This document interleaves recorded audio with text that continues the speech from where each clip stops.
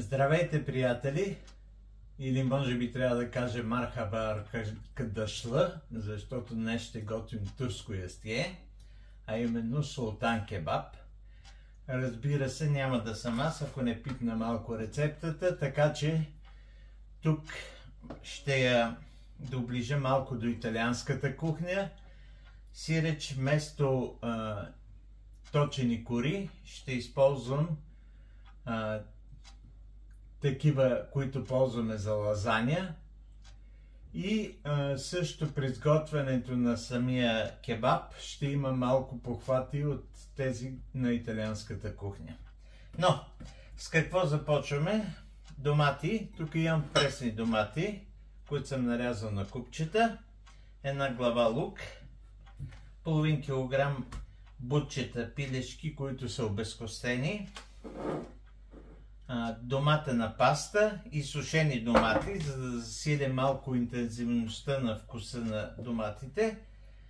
Босилек и розмарин. Това е всичко. За тестото ще ми трябва едно яйце и брашно. Винаги, когато правим тестото за равиоли, за лазаня, казвам 50 на 50 гладко брашно и гриз. В този случай ще използваме само гладко брашно, за да може да се доближи повече до турския вариант. Така, слагам сега кантарчето и ще отмеря 100 грама брашно.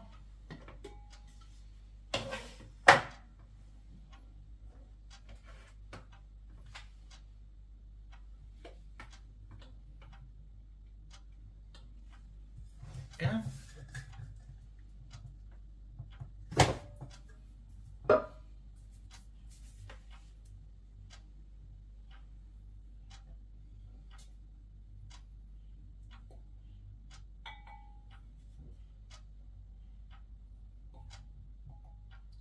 И едно яйце.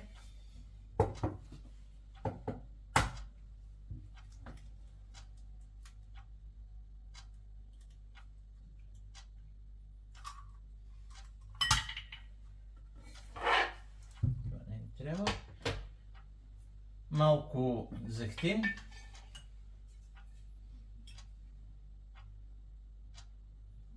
И разбира се сол. Това са всички съставки, които ще използваме за нашето тесто. Така. При смесването на продуктите, знаете, от яйце до яйце има разлика в размерите, така че трябва да на око да прецените дали тестото ви е достатъчно добро.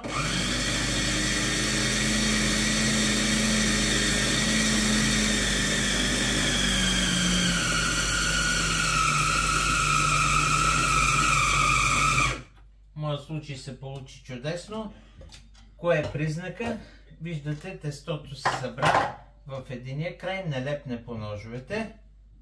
Това означава, че тестото ми е съвсем добро, но то трябва да престои около половин час, или докато приготвим останалите съставки, ще престои в хладилника, след което ще го разточим. Така.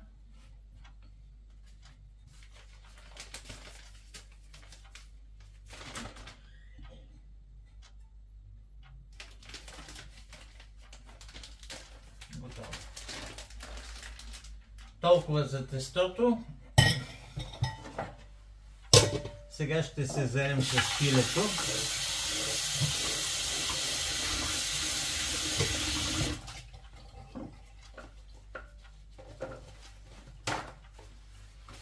Тук промени няма.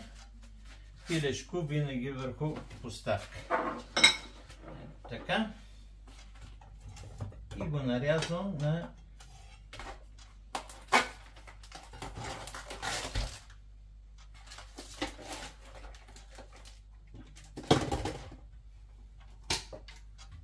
също махнем да не ми пречи. нарязвам го на 2 на 2 см горе-долу парчета. Ето по този начин. Така. Ще видим дали ще сложа всичките 5 кълки. Може би ще сложа по-малко.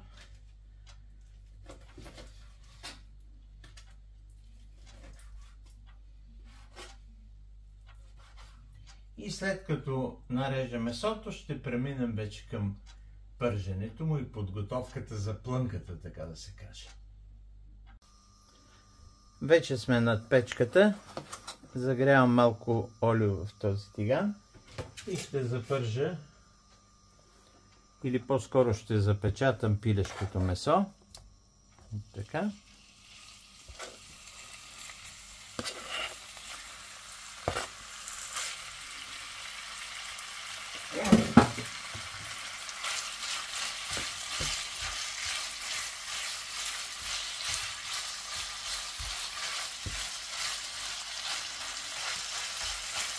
Което ще отнеме малко време. Въпреки че ние трябва само да го запечатаме, защото термичните обработки продължават. Така.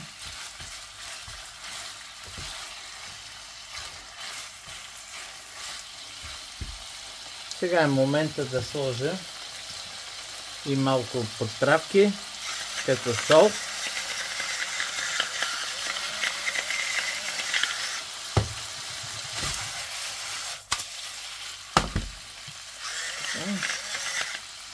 Черен пипер.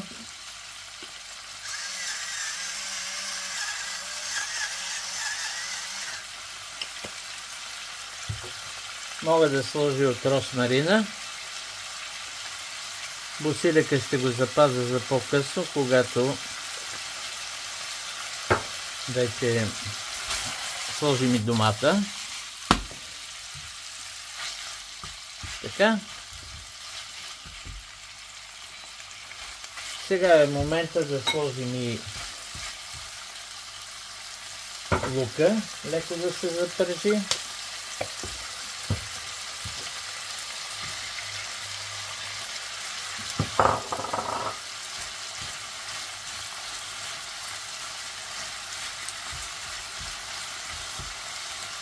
И докато свърша тая работа, ще изключа за малко камерата. Месото се задуши. Няма да е грешно, ако сложим една скилитка чесън. Така. Да придаде и тя малко аромат.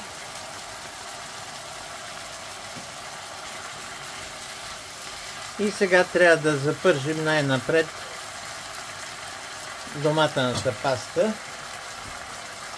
защото тя се нуждае от малко топлина, за да разгърне аромата. Това е около лъжица, лъжица и половина. Мисля, че лъжица по-скоро. Ето така.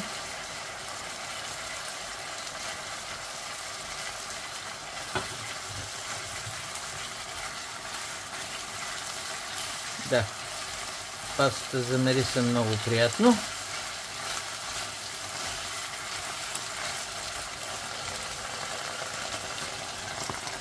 Сега слагаме и доматите.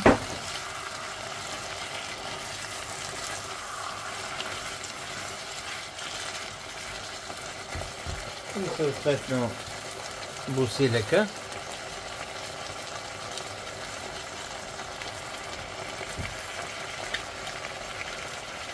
Като изпържването на доматите ще отнеме малко време. Плънката ни вече е готова. Ето вижте я. Много апетитна и много вкусна, опитах я вече. Балансът е много добър и подправките са точни. Но сега трябва да си направим тестоки. Ще го направя с помощта на машината за паста. Не ми се занимава сега с точилка, но може и с точилка, знаете. И първото нещо е хубаво обръшняване. Така.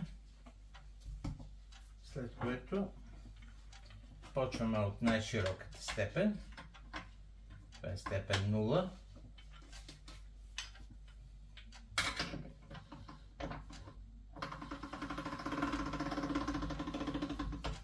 И съответно разточваме, като ще ги остава малко по-дебели. Не е нужно да са съвсем тънки. Знаете, минах през няколко степени, сега съм на 4-та степен.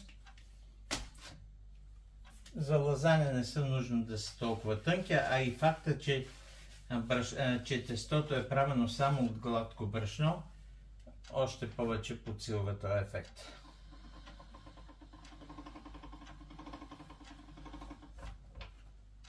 Така.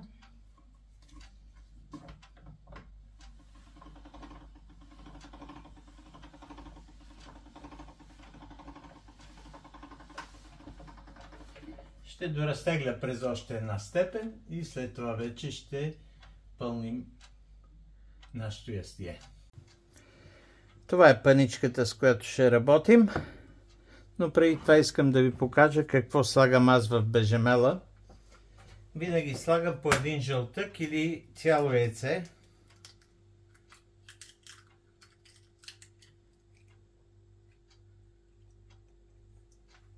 В случай, че сложа жълтък, винаги когато правя и мусака, и лазаня, по този начин плътността на вкуса се подобрява и съответно жълтъка се изпича, знаете, при по-нататъчна термична обработка.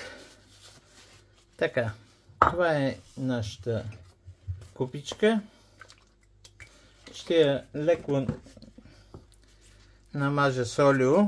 Не смятам, че ще ми се залепат корите, но за всеки случай. Ето така. И сега вече мога да започвам. На дъното на съда ще поставя ето този хубав сос, който няма да изхвърлям, но ако го сложа вътре в самото ястие, ще имам проблем, ще се спукат самите балончета. Но на дъното на съда, за да не се залепва, е добре. Разбира се, и това, което остане, също ще го сложа. Така.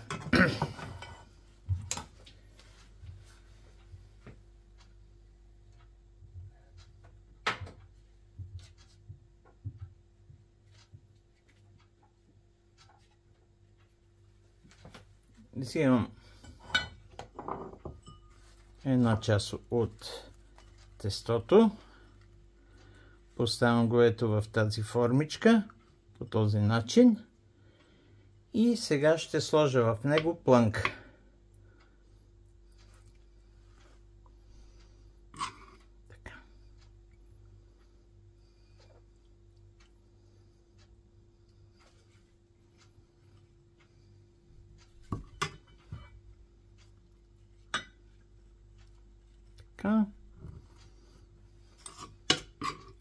Ако точите корите на ръка, съобразете се да са малко по-широки, но и с тези ще станат нещата.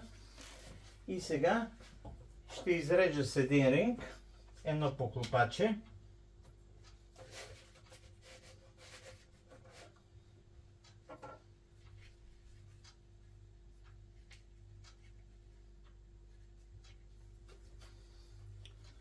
Което поставям отгоре и съответно завивам тази импровизирана сърма. Това е първата, която ще влезе в чинията. Обръщаме с помощта на тази шпатула и сега се моля да не ми е залепнало. Не. Благодарение на олиото нещата се получават и я подреждам съответно в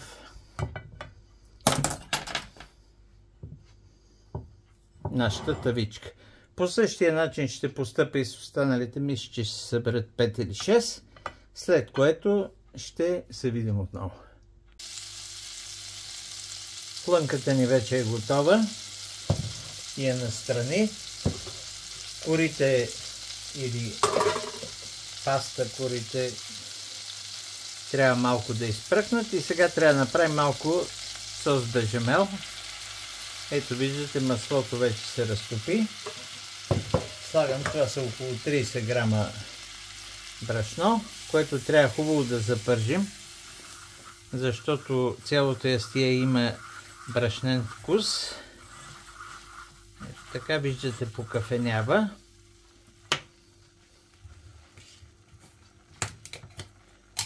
И сега добавяме съответно мляко, като непрекъснато разбиваме, за да не стане,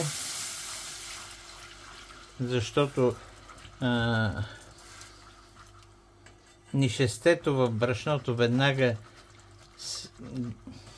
го събира и трябва непрекъснато да разбъркваме, за да не направим грудки. Разбира се, ако някой от вас няма толкова опит, може да сложи, може след това тази смес да я прекара през цетка, за да е гладка. Но в нашия случай чак такива финни неща не са необходими. Слагаме съответно сол.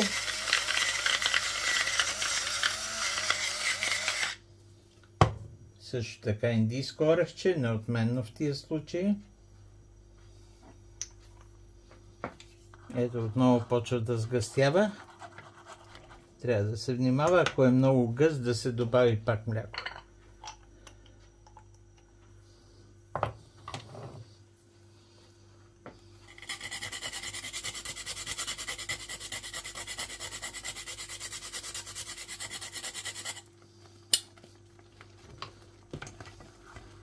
Мисля, че гъстотата е перфектна. Ето виждате, изключвам котлона. Да. Добър бежамел.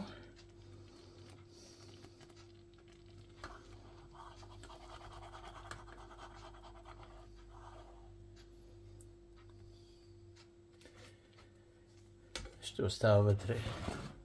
И сега ще се заемем с правенето на самите равиоли, сърмички или както ги наречем. Материала ми стигна за 4 бройки, но ние няма да се лишим от този хубав сок. Както казах предварително, ето така ще го поставим между сърмичките.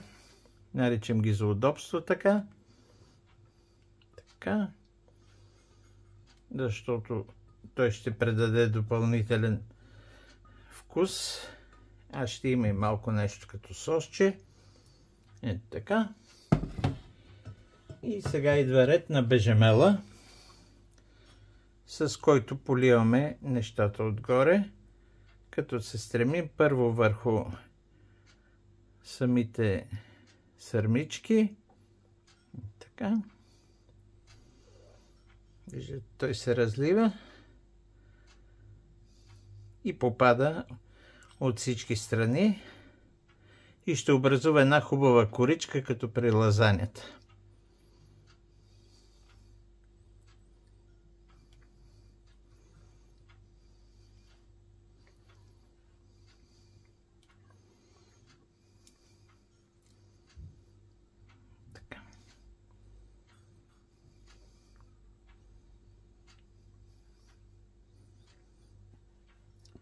Това е достатъчно. И поне сме тръгнали да поиталианчваме рецептата, сега ще взема и малко настърган кашкавал.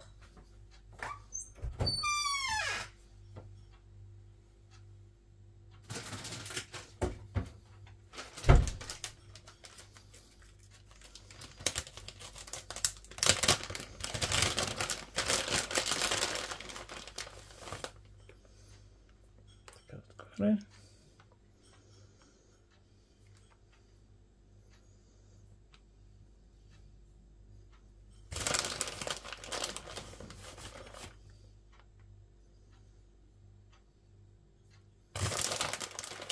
Всичко това отива на 190 градуса с въздух за около 20 на минути. Наблюдавайте, то си показва, когато почне бежамела леко да загаря на петънца, кашкавала като се разтопи. Също с останалите продукти са вече готови, са вече сготвени, така че нямаме проблеми с тях. Ще се видим с готовото ястие. Ето, че нашето ястие е готово. Времето за печене беше съвсем точно. И сега ще се опитам да извада едно хубаво парче за презентацията. Изглежда много апетитно, аз съм сигурен, че и на вкус е такова.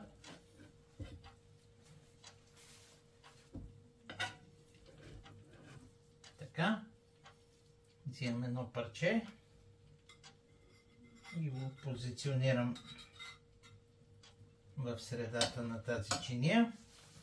Мисля, че за една порция, ако хората не са голями гладници, това е достатъчно. Гарнитура няма нужда, защото всичко е вътре. Имаме и въглехидрат, имаме и мазнина, имаме също така и белтък или протеин, както се казва. Единствено малко ще го парфюмирам с този зехтин от наложените сушени домати. Мисля, че ще му предаде завършен вид. И това е всичко. Това беше неделното предложение от мене. Желая ви весели празници, които вече все повече приближават, и до следващия път.